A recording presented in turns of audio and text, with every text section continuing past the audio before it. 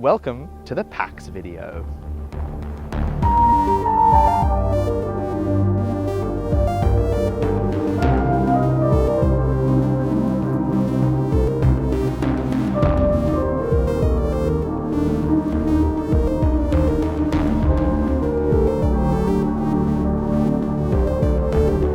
Hello! If we haven't met before, my name is Luna. I'm currently developing a space survival sandbox game which I'll be presenting at PAX Australia 2024, which is next week. I've already done a bunch of work in preparation, but there's still a lot more to do, so I figured I may as well take you along for the process. So let's get started. So basically my game has been selected as a winner of the Oz Indie Showcase, which is super exciting. What that means is that I get a free booth with 2 screens. So that means that there are 2 big things for me to do. Number 1 is I need to prepare a demo. So I currently do have a demo out on Steam, but it's like 45 minutes long, which is way too long for PAX. So I need to compress that down into 10 minutes. And I've kind of already done that. It's been a challenge, but I'm pretty happy with how it is now. The main focus is bug fixing and polishing. And the other big thing that I need to do is everything else. So I need to do posters and business cards and instructions and lighting and all that stuff. But I'll spare you the details of preparing, because while I did film and edit a whole preparation section of this video, it's pretty boring. So here's a summary. I design posters, I print the posters, I buy other things, I finish the demo, and that gets us to setup day. Okay, so it is now Thursday, which means it's time to move into the venue. I've got my friend Wilby here to help me out. So we've got everything ready. We're just going to load it into the car, and then we're going to go to Jeff's shed and set up the booth. Let's go do that.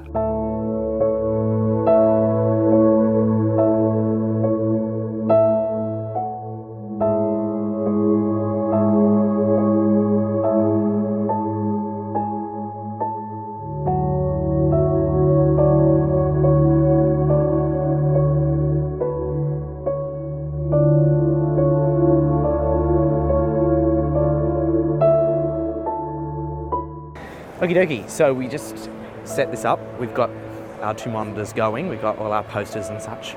We've still got some more ideas on what we want to do. I actually haven't finished this. I need to change the video out that's playing on it. But other than that, it's good. We've spoken to some devs, our neighbors, which is very exciting. We've had a walk around. This place is huge. There is so much to see. So I'm very excited for tomorrow. We still have a few more errands to run. So we did those errands. The first step was getting out of the exhibition centre, and side note, driving through the loading dock was very cool.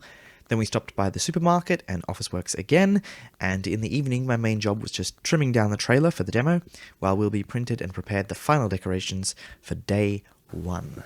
So it is Friday, which means it's day 1. Still a lot of things to do. We do have the demo on the USB, so we go put those on machines.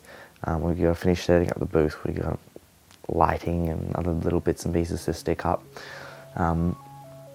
We've got an hour to do that. We're arriving at 8, because at 9 o'clock the media comes in. So hopefully everything like that kind of stuff is done by 9.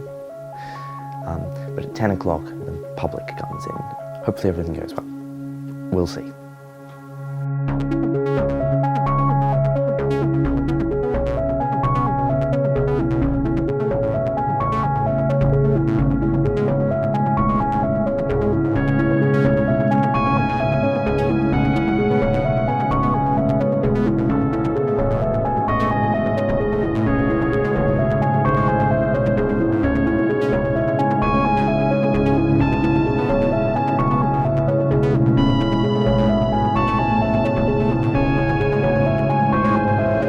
So day 1 happened.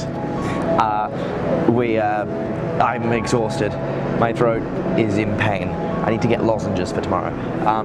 But we saw a lot of people play this game. I have a notepad full of all of the things that I would like to change. I can't change all of it, but I'm going to try and change as much as I can tonight. We want to change some of the printing to actually mention that we do have a demo on Steam, because a lot of people didn't figure that out. From what I hear, tomorrow is even busier than Friday because it's actually the weekend. So that'll be interesting. Yeah, so we're going to go now and prepare for day 2.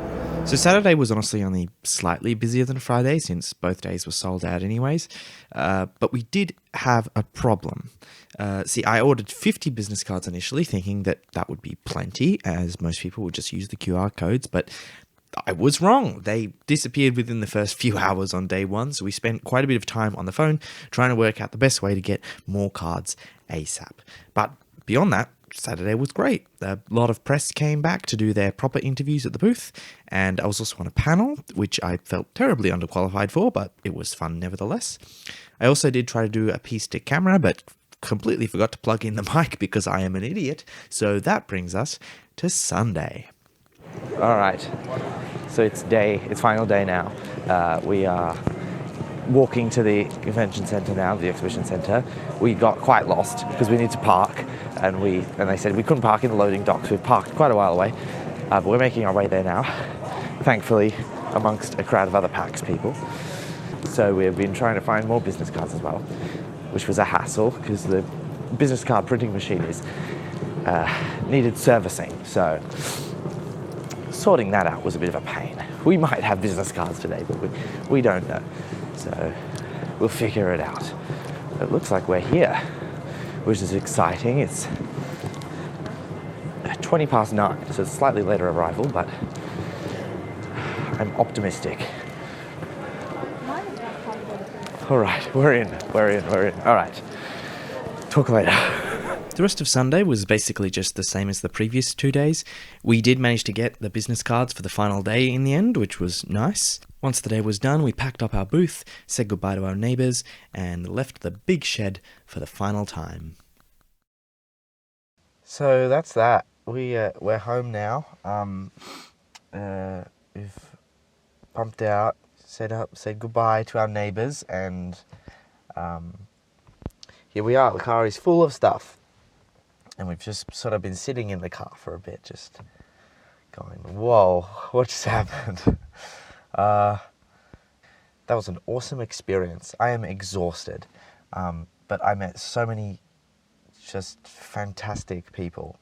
And I feel like, I was saying before, I feel like a game dev now, because before I was just sitting in my bedroom. I didn't know any other game devs, but now I've met them in person, and I'm very grateful to be a part of the Melbourne game dev world now. Yes, I'm very grateful to PAX for having me in the Indie Showcase. I also have to give a massive thanks to my team who helped me. Wilby, who's holding the camera, who has done an insane amount of stuff to assist, and Rory, who's been here every day, and Sienna. Just taking the load off, and I'm sure lots of things I wasn't even aware of, just making it so that I could just focus on Untethered. So, yes, let's unpack, and I'll see you later. 3 weeks later, to be precise. Now, the week after PAX I did get sick, but that didn't stop me from celebrating the 2nd anniversary of development on Untethered with an epic party.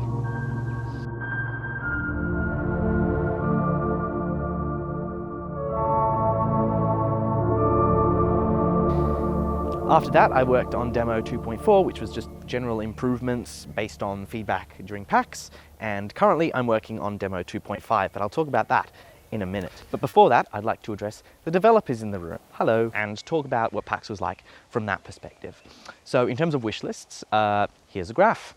I actually earned much more than I was expecting based on what I've heard from other people's experiences. There's actually 2 spikes, as you can see. The first spike is from the actual PAX weekend, and the second one is from a YouTuber who I met at PAX, which is great.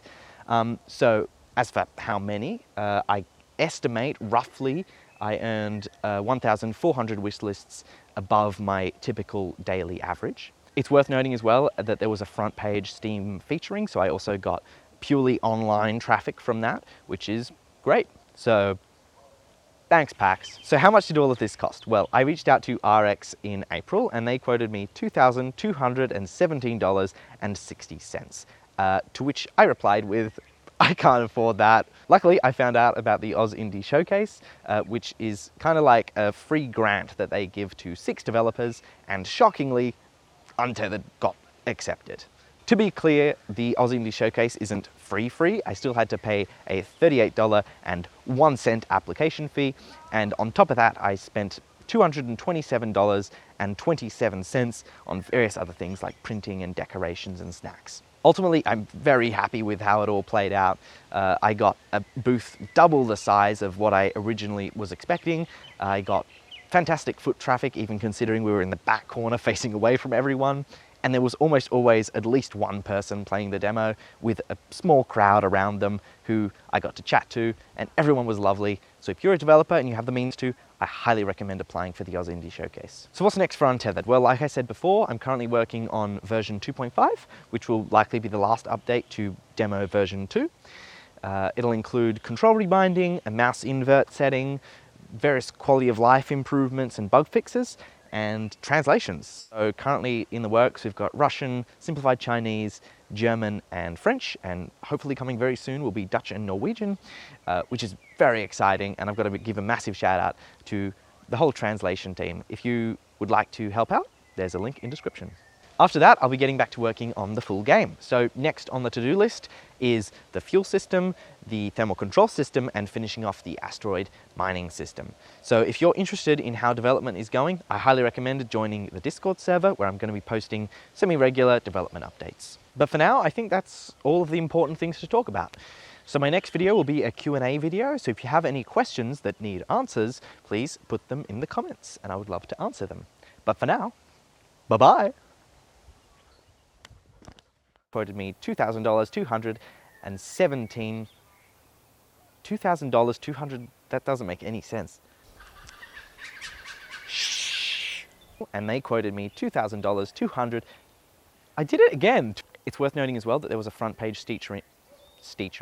It's worth noting as well that there was a front page what's steechering? Steechering is not a word. Oh, God.